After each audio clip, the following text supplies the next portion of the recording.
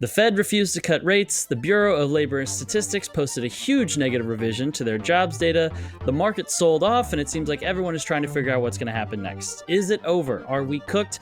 Or is all of this just a speed bump on the way to new all-time highs? Hello, and welcome to Milk Road Macro, the podcast that knows if you lose 250,000 jobs at once, you're going to have one hell of an exit interview. I'm your host, John Gill, and today is Monday, August 4th, and we are joined by the wise and mighty Michael Howell, the godfather of global liquidity himself, founder and managing director of Cross Border Capital, and the author of Capital Wars on Substack. Michael previously served as research director at Salomon Brothers, where he specialized in liquidity research and has since become a world-leading authority on global liquidity and asset markets. I'm thrilled to have Michael here to save the day and your bags. So if that sounds good to you, make sure you like and subscribe, share this episode with someone who would enjoy it. And as a reminder, if you are listening to this episode on the Milk Road show, these macro episodes will soon only be published on the Milk Road Macro channel. So you can find this content and follow us on YouTube, Spotify, Apple Podcasts, wherever you get your podcast. But make sure you're following us at Milk Road Macro so you don't miss any of this awesome content we're bringing you and the community. Today's episode is brought to you by Nexo, the platform that grows your crypto without locking it away, and by Figure Markets. Grow your cash like a bank, no lockups, just real returns. Without further ado, I'm very pleased to welcome to the show Michael Howell. Michael, how are you? Thanks for being with us. Great to be here, John. I'm feeling pretty good, actually. Well, I'm glad to hear that. So I wanted to start by checking in with you about where we are in the markets right now. Obviously, the Fed did not cut rates at their July FOMC meeting. One of the governors resigned. The jobs revisions spooked the markets. It seems like people are kind of feeling scared. Is the liquidity cycle over in your view, or is there still more room to run here? Well, there's a host of questions there, but I think if we kind of stick with the economy first, you said there are no lockups in your crypto offering. Well, there's no lockups really in the US economy or certainly the world economy. And if you look at the latest data, it would seem as if the world economy has actually pulled itself out of that low point that was hit around April of 2025. And if you look at the chart that I put up, this is showing two lines, and I think those two lines are probably self-explanatory, but let me try and explain what's going on. The black line is a straightforward nowcast, conventional nowcast of the world economy, showing a measure on the right-hand scale of momentum in terms of world growth, and the other is an orange line that we put on that we calculate. It's an AI-based model. It uses as inputs commodity markets, it uses credit markets, it uses currencies of trade-sensitive economies, and it basically comes out with a number every day to say what is the underlying level of world GDP growth or the rate of world GDP growth. And if you look at those two charts, I mean, there's no evidence at all that the world economy is slowing down. Now, drill into the US, and there's another chart that I'm going to put up here, which is looking at the equivalent nowcast of the US economy, which is shown in black. This takes into account the employment data of last week.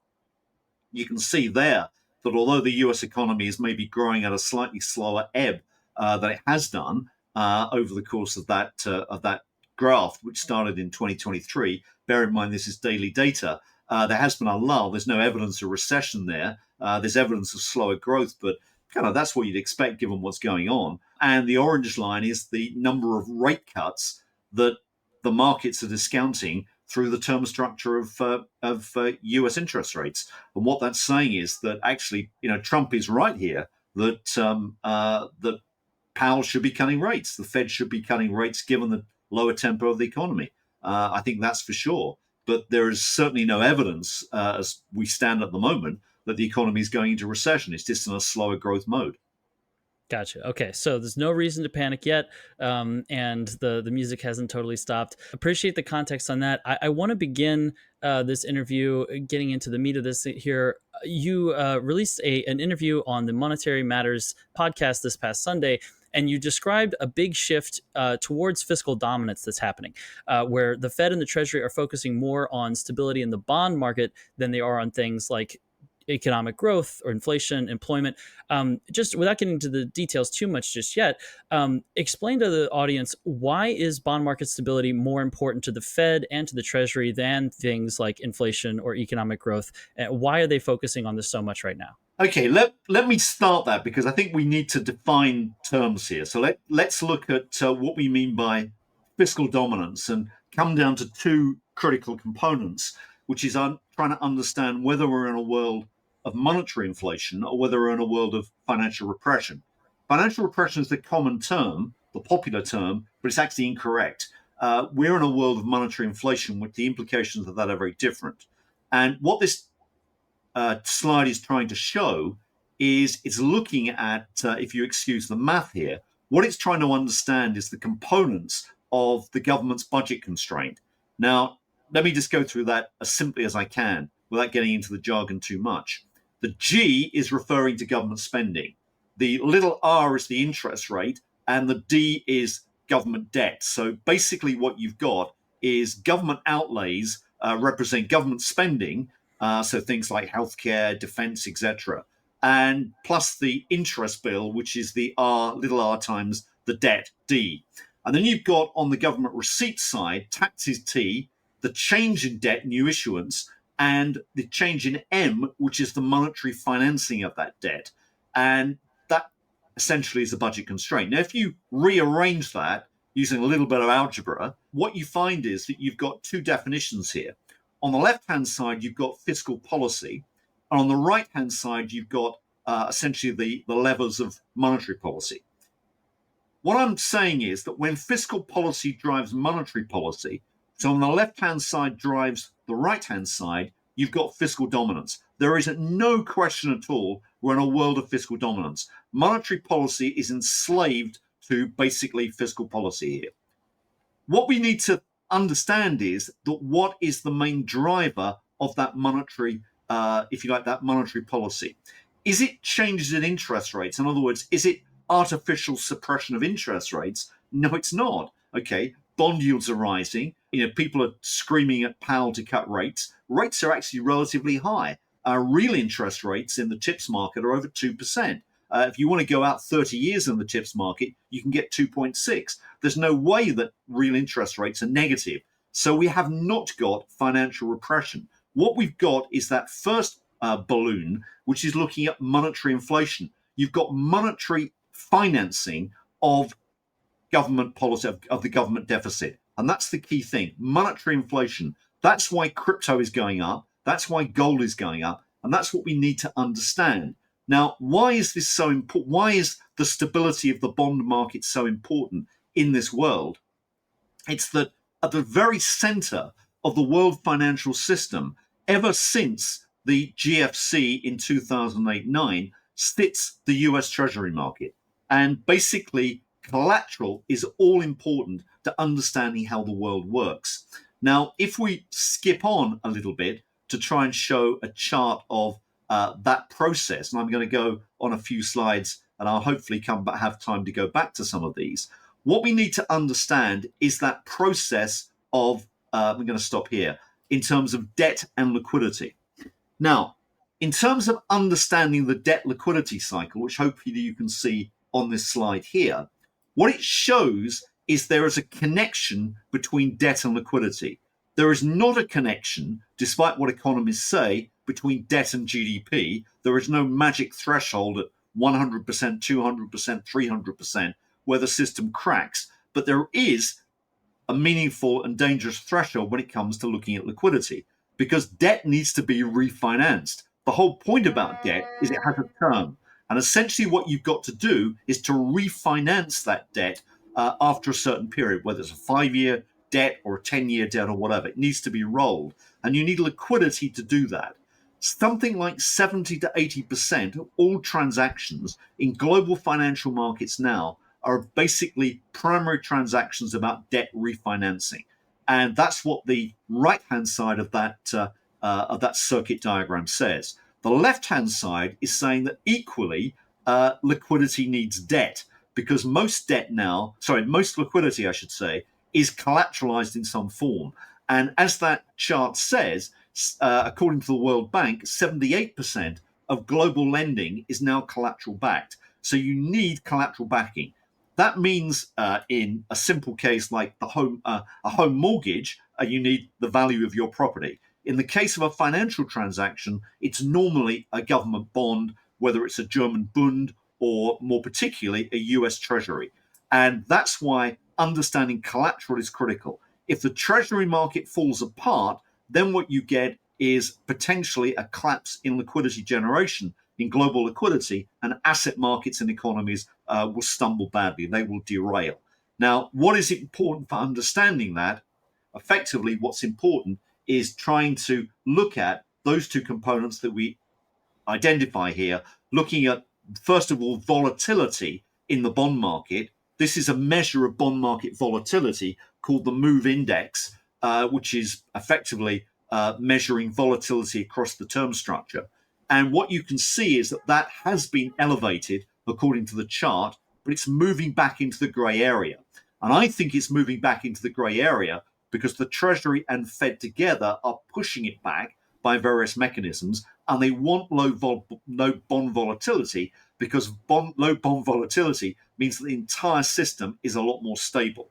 So that's number one. And the other thing, which is really a companion to that, is looking at this chart, which is looking at the health of the repo markets, and it's saying whether spreads are blowing out or not. Now, what you can see on the right-hand side there is a measure of that spread.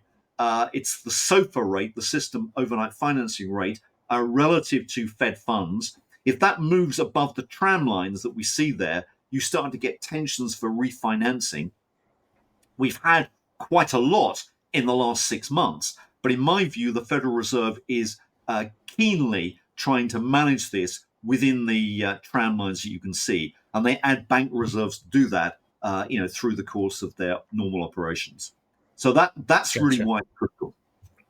Gotcha. Okay. So I think the you've raised a lot of topics there. I think we'll get into some more of these as we go into the interview. What I want the audience to take away from this is an understanding of what's at stake here and why the bond market is dominant over economic growth or other indicators. And it's because, I've heard it said colloquially that if you get a crash in the equities market, you get a recession. If you get a crash in the bond market, you get a revolution. And so the reason why the Treasury and the Fed are both coordinating policy to try to, as you said, this MOVE index, keep that stable and low is because if we get a lot of volatility and basically panic selling in the bond markets of a lot of Western nations, we get revolutions, societal collapse. And so that's why the stakes are so high. So I wanted to start there so that the audience understands why this is such a big issue and what is at stake, what the Fed and the Treasury are both seeing on this, not just in the United States, but in other countries as well. I want to turn to... Sorry to inject. Let me just add, Sure, the question to ask is, why was the Federal Reserve set up? Why was the Bank of England set up? Why was central banks set up? What was the mechanism or the reason behind their construction? It was basically not to control inflation or not to promote economic growth. It was basically to finance governments. And, what comes out of that is that in the present day, the most important price in global financial markets is the price of the dominant economy's debt. So it's effectively the US Treasury market. And that is, that's what they're focused on. They want to maintain the health of the sovereign debt.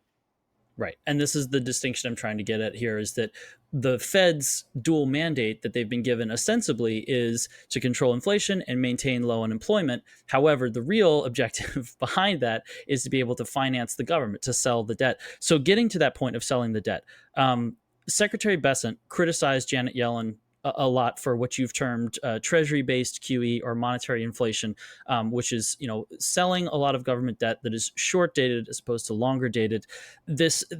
I want you to kind of talk about this practice that we've seen emerging from the Yellen secretary and under Bessent. Tell us about this practice of monetary inflation and what are the risks associated with this practice? Okay, well, let me first of all say, in terms of, I put a slide up which is looking at the forms of stimulus that the US economy is getting effectively from liquidity, sources of liquidity. The most obvious one of those is the one that everyone tends to talk about, which is conventional QE, quantitative easing by the Federal Reserve, which is shown as the dark red area of that chart. You can see that was pronounced under COVID or during the time of COVID. It's been important over the last 2 or 3 years. It's been on a cycle, but it's actually having a less meaningful effect because obviously by definition, we're in a situation where the Federal Reserve claims it's doing QT, quantitative tightening. In reality, it's not, because there's another element in there that I've labeled somewhat tongue-in-cheek, not QE, which is the orange bit, which is basically attempting to get money into the system through other means, other pipes, if you like, into the money markets, which is not, which is outside of the conventional open market operations. So these are things like running down the reverse repo account held at the Fed. It's running down the Treasury General account. It's offering things like the Bank Term Funding Program. It's the operating losses the Federal Reserve has. All these are sources of extra liquidity for the markets. And that's what the orange line is showing. Now, you can see that those orange and red areas have actually dipped down as we've approached 2025. We're just probably past the low point for them. But there's a black area that also is important. And the black area is basically what you might call Treasury QE, or not yield curve control, as I called it then, but probably an easier way to conceptualize it is Treasury QE. Now, Treasury QE is basically changing the structure of government debt, or particularly the structure of issuance of government debt. Now, I don't believe governments control the structure of interest rates. I think what they do is they control the structure of debt. And that's one of the things that the Treasury under Yellen did. And what happened then was there was a huge swing away from coupon issuance towards bill issuance, very front-end issuance. In other words, rather than issuing a 10-year Treasury note or a 30-year bond, what the Treasury did was to issue a short-dated bill, anything up to 1 year. Now, that's very easy to sell. It's a very liquid instrument. It eases the burden of funding for the Treasury, but it basically creates problems further down the road because effectively you are monetizing. And the reason that's an issue is the question to ask is who is buying this debt? If it's a 30-year bond or a 10-year note, it's much more likely to be an insurance company or a pension fund that is locking away that instrument for the future. If it is let's say a 1-year bond or a short-dated Treasury bill, it's more likely to be a bank. And if a bank buys Treasury debt, that is monetization. And monetization would have, Milton Friedman turning his grave because effectively it's inflationary. And we know this story never ends well. So what you've got now is a backdrop where the Treasury is following, the current Treasury is following the Yellenomics script. It's being forced to, in fact, because there's no other option. It's basically keeping, if you like to use the debt ceiling analogy, it's keeping a debt ceiling on coupon issuance, and it's basically funding through the bill market. And something that Stanley Druckenmiller, the renowned investor, said several years ago was that then looking at the Yellen Treasury, he said, if you look at the numbers coming out of the Treasury in terms of their debt financing, these are the numbers you'd expect coming out of Argentina. And in fact, they're coming out of America. And that's the dangerous point. Now, if you want to roll on and look at this chart, this is basically one to ponder. And this is looking at a US $10 bill. Now, if you look at this closely, there's a number of odd things on it. One is Andrew Jackson's on the face of that.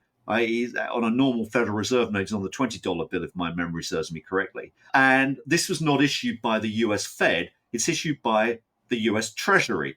The last Treasury note or currency that was issued in 1971, and it hasn't been issued since. But is this a precursor to stablecoins?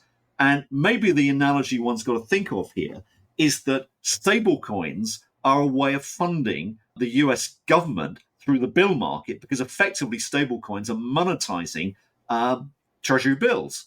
And this is really going back to the situation where the government can actually print its own money. Highly, highly dangerous.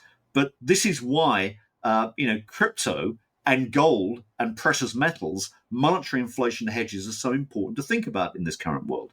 If long meetings and judgmental bankers are your thing, Nexo's probably not. Nexo is a premier wealth platform built for people who value their time and money.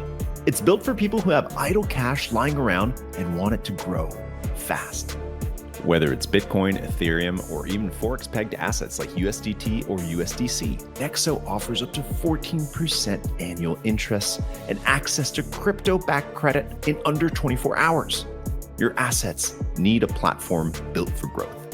Join Nexo. Why do people invest in real estate? Because it spits off cash flow. But I'm not here to manage rental properties. That's why I'm looking at Figure Markets. Their new democratized prime product backs your money with real cash flowing assets and returns up to 9% APY. It's the first real world asset borrow lend pool built for everyone, not just institutions. Ready to lend like a bank and get more than the 5% Aave is offering you? Download the Figure Markets app today and get 9% on your idle funds. Go to milkroad.com/Figure Markets. Gotcha. Okay. I wasn't going to go to stablecoins right away, but since you brought them up, I'd love to get your thoughts on this.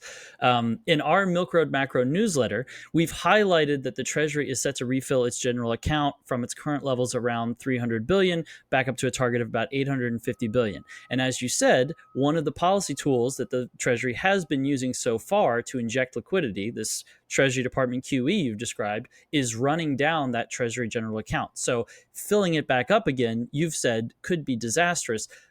Why do you think it could be so disastrous? Isn't this a normal, like open market, like an ordinary market operation for the Treasury Department to do to refill that account? Why in this case do you think it'll be so disastrous? And do you think that they're going to be effective in using stablecoins to try to get buyers to support that new debt issuance? Well, let me just go up to, I'm going to answer this question, but let me just put that in the context of looking maybe at this chart. So what this shows is our measures of weekly global liquidity. Now, as you said kindly at the beginning, one of the things we focus on very clearly is global liquidity. We put huge effort into understanding this concept and monitoring it, on a high frequency basis. And here is weekly data on global liquidity. Now, one of the things that you will see is there was a very significant increase in global liquidity so far through this year. It's catapulted higher. Now, admittedly, this may be, the last twist of the tail, if you like. There may not be much after this. Who knows? I mean, that's really a question to debate. But certainly the momentum is very strong. And that's really come down to three things. One has been the weaker dollar, because a weaker dollar certainly encourages foreign central banks to ease their monetary policy to effectively stop their currencies appreciating too much against the US unit. Secondly, as one example of that, but also a very big example, is China has actually pushed a lot of liquidity into their financial markets this year. They've added something like $1.5 trillion equivalent into their money markets, which is a huge boost of cash. And they're clearly doing something out there. And the third thing is that you've had the rundown of the Treasury general account, which was really imposed by the debt ceiling. And what that really means is if the Treasury has to pay its bills, but it can't use the debt markets to fund that, it has to run down any other balances it's got. And it carries a balance at the Federal Reserve, which is called the Treasury general account. And that was pared down by about 500 billion through the period of the debt ceiling imposition. And arguably, as you correctly say, it's slated to rebuild again because the target that the latest quarterly refunding announcement suggested was it was going to go back to about 850 billion. Now, that step up of 500 billion will take money out of money markets. It will just be like a sponge sucking money sucking liquidity out of the system. And that clearly is not good if it happens. Now, I don't believe it's going to happen, even though the Treasury say that's what they want. I would say that the numbers that are published in the QRA are sort of a notional target, maybe a wish list. They're not set in stone, so they don't have to be hit, but they're just really a guideline. They've been missed many times before, so why not now? If Secretary Bessent decides he wants to hit that target, it will be bad. There's no question about that. Money will be sucked out of the markets. But if you look at what the Federal Reserve has been doing, closely for the last few weeks or months, it's been targeting the money markets. And if I go back to a chart I showed earlier on to look at the repo markets, one of the things that you can see in terms of looking at the repo markets, just coming up here, is that the repo markets have been very carefully managed over the last few weeks to stop these peaks occurring. Now, why are you getting those peaks? Because those peaks indicate problems of either a lack of liquidity or a lack of good quality collateral in the markets. So either borrowers don't have correct or decent quality collateral, or the lenders, the dealer banks, don't have enough liquidity to offer, and therefore you get spikes in the repo market. Now, the Treasury is adapted or managed bank reserves because they can to keep those repo rates suppressed. And it looks to me that they're keeping bank reserves basically targeted at about 3.3 trillion. If you got $500 billion locked out of money markets, bank reserves would fall by an equivalent $500 billion. So they'd be back down to about 2.8 trillion. And that clearly, I think, is a too low a level, and you'd see big problems. On a simple regression analysis, if they took 500 billion out of US money markets, you would see a spike in that SOFR fund spread of about 25 basis points. So it would take it right up to the top of the page if that's correct. So I would be watching those, or we will be watching those numbers hawk-like, because it's clearly a critical number to watch. Right. I appreciate that analysis on that. I think that the hope, I would say, of the Treasury Department, and the reason they prioritize this legislation of the Genius Act for stablecoins is they're trying to bring, Secretary Besson has said they're trying to bring the market cap of US dollar stablecoins from about 250 billion, where it is today, up towards $2 to $4 trillion, which would hopefully be supportive of that. But as you say, it's not yet clear if they're going to be able to do that, or how realistic that is, or what timeline. So it's something we're watching very closely at Milk Road Macro as well. So we'll see how that plays out. I want to come back to something you said about liquidity. So let's start this conversation. You've mentioned that the biggest driver of liquidity in your mind is the balance sheet capacity of credit providers. I would like you to explain to our audience what you mean by this. Like, what is balance sheet capacity, and who falls into the category of credit providers? Just explain to us a little bit more about who's driving global liquidity and what that means. Okay, well, I mean, the first thing to say is that who are the credit providers? The credit providers are basically banks and shadow banks. It's any financial entity that can offer credit, and it would include the central banks as well in that equation. So those are all credit providers in this sense of actually providing credit to the system. And we emphasize credit. This is all about credit. As my former boss Henry Kaufman, who was the sort of doyen of research at Sanderson Brothers, always used to say, money matters, but credit counts. And I think that's the best way to think about it. And first of all, those are the credit providers. That is a global perspective. So effectively, we're thinking about this globally. And the balance sheet capacity of those credit providers is really their ability to offer credit, or liquidity, if you like, into the markets. And that's really what we're trying to measure. So the reason that's important, and I'll go to an earlier slide and then backtrack a bit. But what this slide is showing is this debt liquidity nexus. And it's important to say that debt needs liquidity for refinancing, but liquidity needs debt because liquidity is collateralized on debt, on good quality debt. Now, why is this an important point? Because if you look at this slide here, what it's basically showing is the ratio for the advanced economies worldwide. So China's been stripped out of this for reasons I can explain, but this is looking at the advanced economies. And what it looks at is the ratio between their debt and their total pool of domestic liquidity. Now, that ratio tends to be approximately 2 to 1. That's what the data shows. The data goes back annually to 1980. What we argue is that if that debt liquidity ratio is above that threshold, you will see refinancing tensions because there's not enough liquidity or balance sheet capacity to roll the debt. And that's where you tend to get financial crises. So my view is that almost every financial crisis that we've seen in the last couple of decades or so have been refinancing crises. And then when you go to the other side of that threshold of the dividing line, when there is more liquidity necessary than debt needs to be refinanced, you get asset price bubbles. And you can see the evidence that on the annotations for the asset price bubbles. Now, what we've just come through is something you might call the everything bubble, or the crypto boom, or whatever you like to say. And that's clearly been an excess.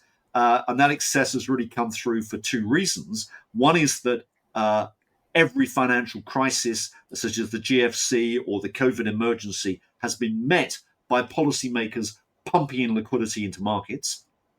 And the second thing is that they've been met as well by zero, even negative interest rates. Now, zero interest rates are a new phenomenon. They enabled or facilitated the fact that debt is being termed out. So, in other words, in the COVID crisis in 2020, a lot of borrowers felt, well, okay, why don't we refinance our debt rather than carry this debt at 5%? Let's do it at 0%, and we'll roll it out to 2027 or 2026 or 2028 or 9 or whatever, but sometime in that horizon, that window. And so they did. What you can see in this chart is that refinancing, or debt maturity wall, as it's called, is coming back into the system. Now, just to emphasize the fact that this was a real anomalous situation, here is evidence on the sort of the book or the Bible, that one of the things that I grew up with as an analyst, which is looking at the book written called A History of Interest Rates by Sidney Homer, forward again by Henry Kaufman here. But this is looking at the history of interest rates worldwide over 4,000 years.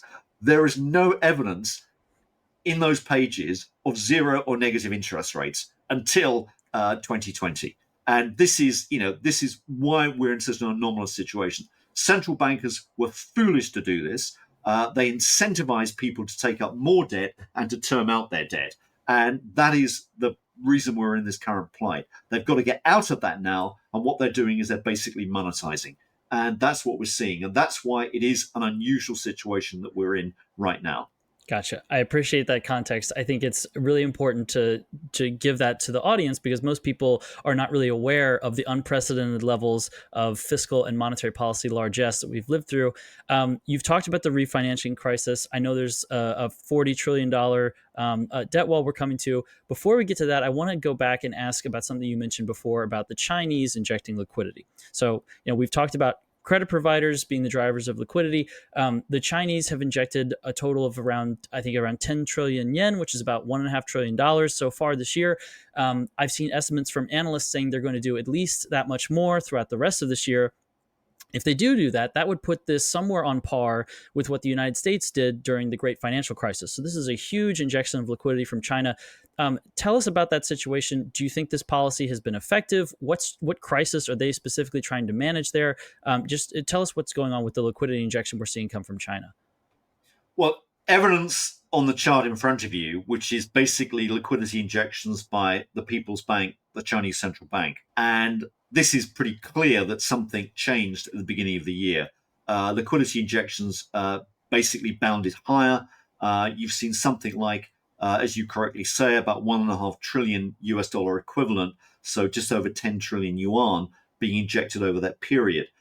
This is a sizable amount. It's a sea change in terms of what China's doing. We have been arguing that they need to at least do that. We actually, agree with, or came up with the idea that they've got probably to do twice what they've done so far, of somewhere near $3 trillion, making that equivalent to what the Fed did after the GFC.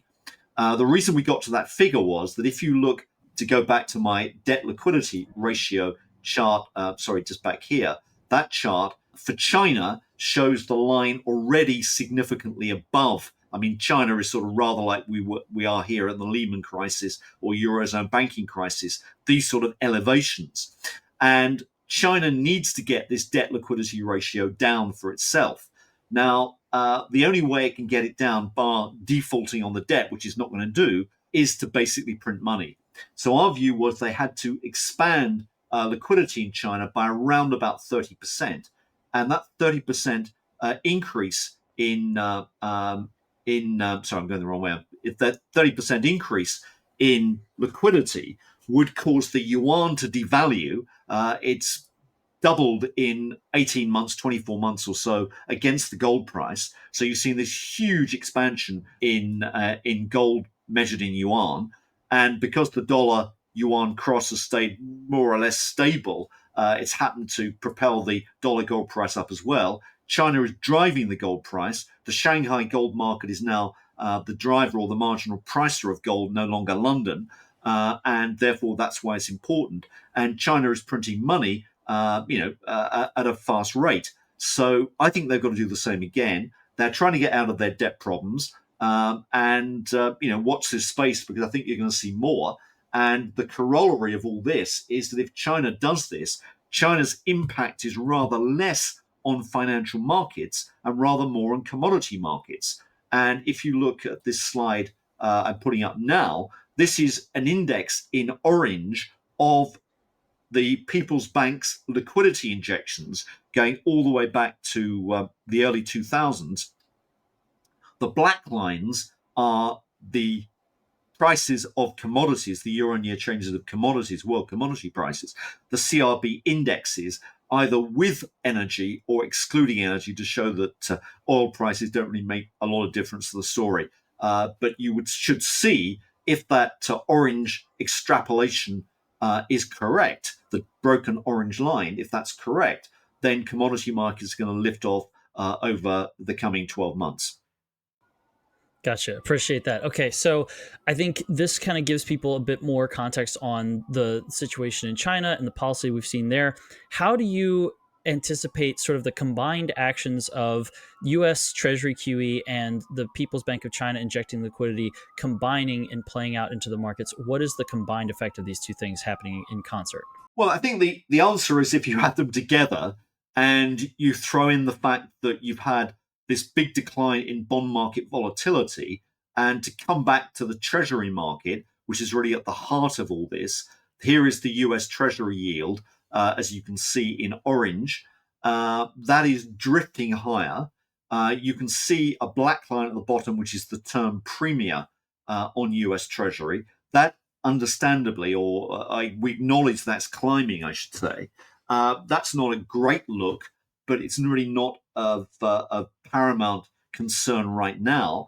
But I would say if you look at that Treasury yield, it looks to me that the bond market in terms of yield is stabilizing, which can only be a good sign, and volatility is dropping, and that should be an equally good base. So if you throw in an expansionary Fed stroke Treasury, whichever side it comes from, whether it's the Fed deciding to cut rates, end QT, or whether it's the Treasury deciding to increase significantly Treasury bill issuance, i.e. Treasury QE, whether it's the Chinese injecting liquidity, whether it's foreign central banks adding to monetary stimulus, all these factors look to be pretty good. That should mean you get more liquidity going forward. And that's really the issue that we have, with the thing that we expect.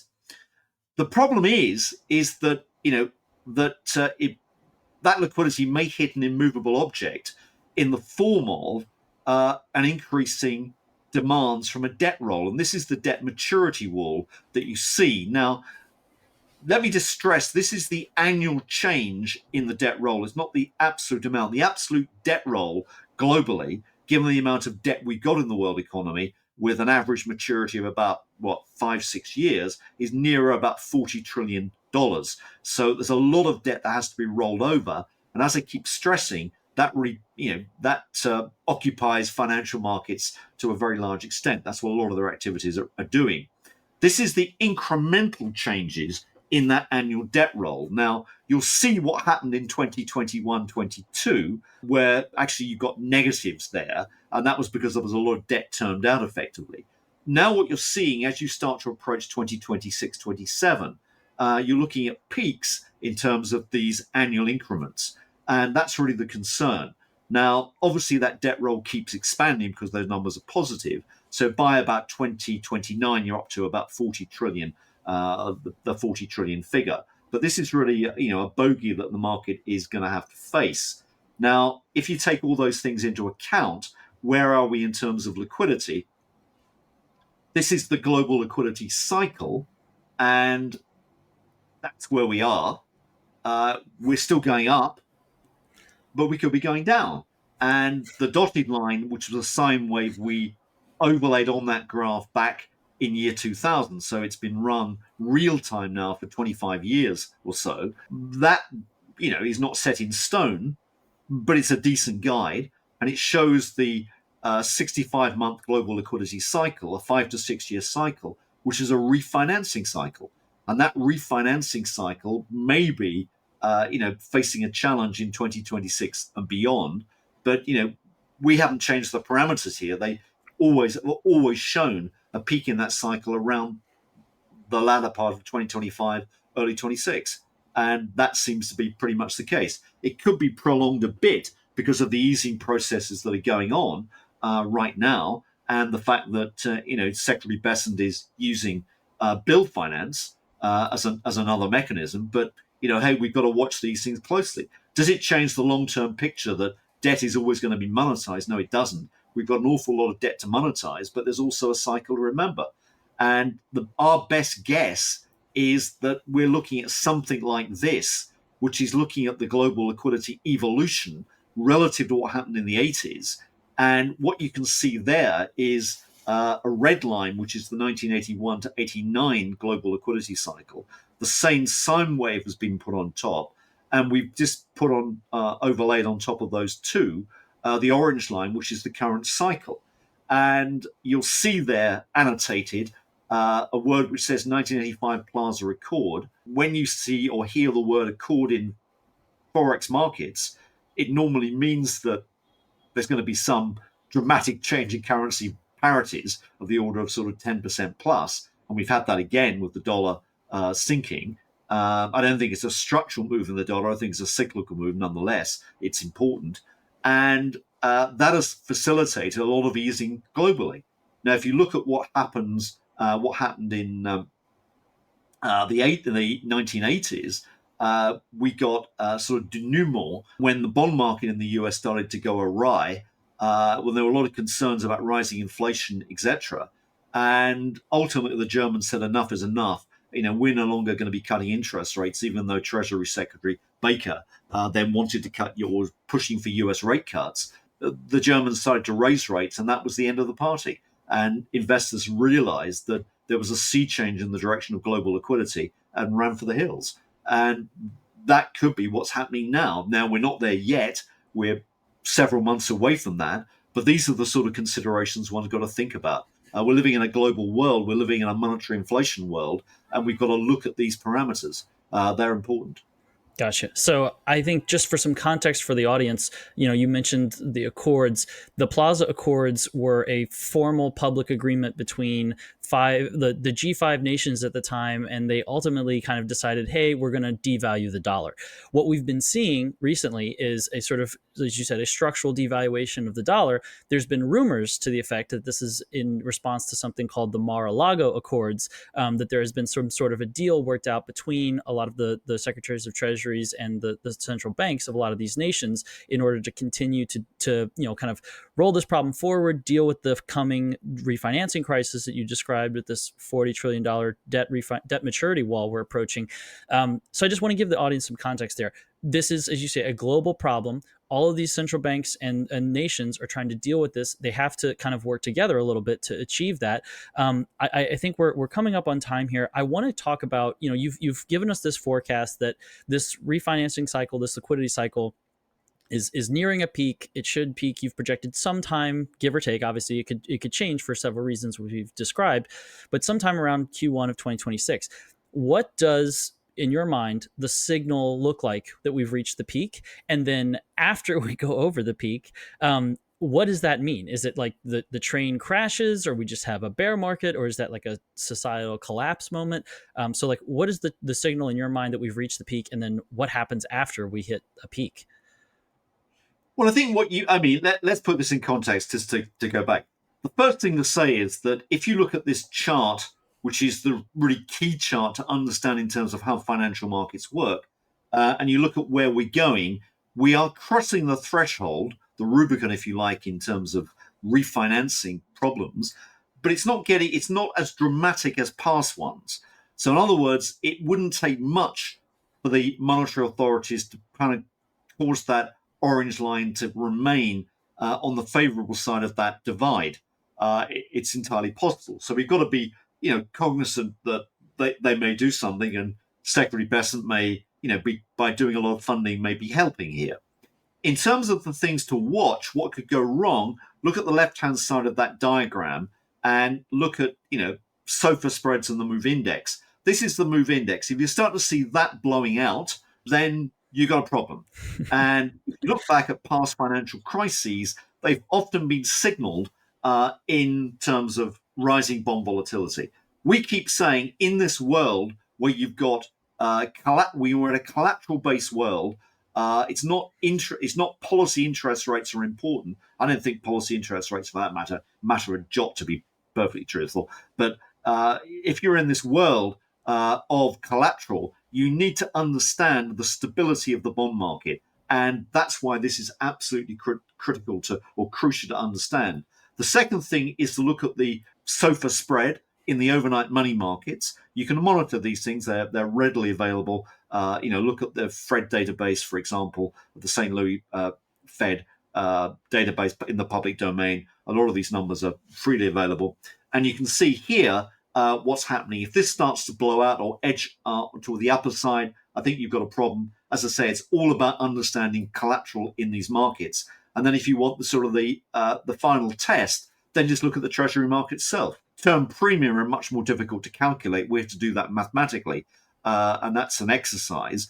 But let's just focus on the orange line, which is looking at the Treasury yield. If you see it break out of that channel, then I think there's a problem, and that it could be broken out from the upside or the downside. In both cases, volatility would jump, and there may be a problem. So that's what I would be focusing on right now.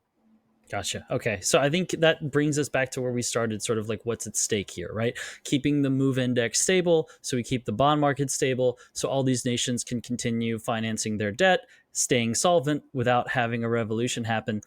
Just to bring this back into, how does this matter to investors?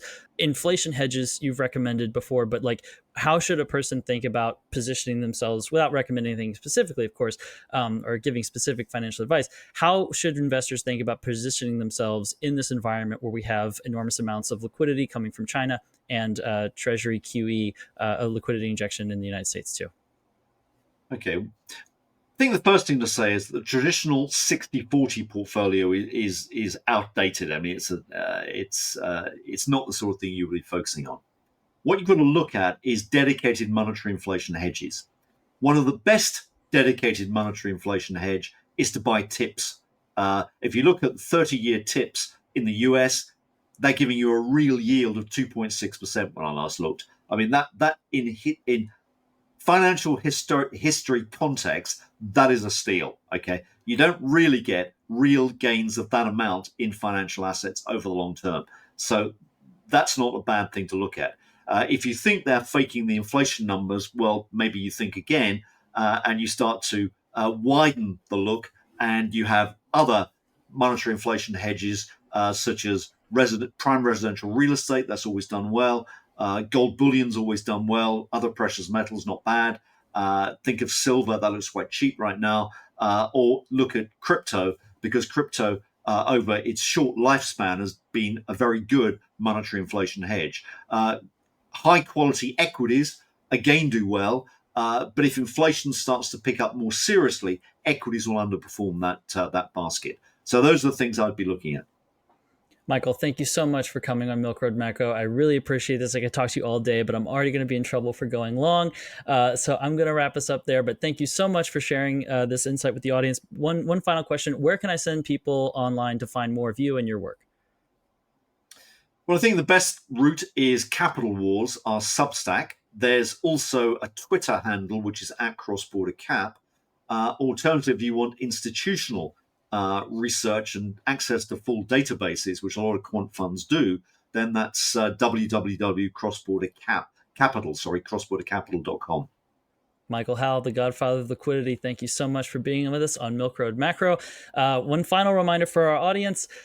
Nothing in today's episode was financial advice. This is all content created for educational entertainment purposes only. If you are looking for financial advice, consult a professional certified financial advisor.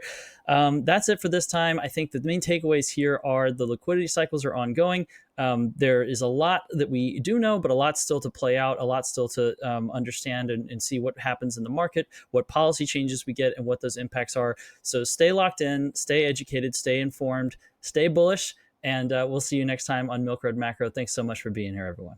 Crypto still has two major problems. First, a lack of privacy. On-chain transactions are public by default. Second, using your most valuable tokens for everyday actions feels wasteful. Midnight solves both with a dual token system. Night is your store of value, designed to hold. Dust is what you spend, a private renewable resource used to fuel on-chain activity. You generate dust by holding night. That means your value stays intact while your actions stay private. No more burning your bags, no more exposing your wallet to the world. And now the night airdrop is live. Go to midnight.gd to claim yours and explore the ecosystem. Secure your spot before the Glacier airdrop phase ends. Check it out today. As always, if you liked today's episode, please hit subscribe and make sure you follow us so you don't miss out on the next one. There's also a link in the description to our free 5-minute daily newsletter where we simplify crypto for you while making you laugh. And if you're willing to step up your crypto investing game, we're going to also leave a link for Milk Road Pro. You get access to our portfolio where you can see exactly what we are buying. This is your #1 resource to help you invest successfully in crypto. One final note, this show is for educational purposes only and nothing we say is financial advice. Investing in crypto or any asset is risky and you should never invest more than you can afford to lose. Thanks so much for listening in, my friends. Have a wicked awesome day.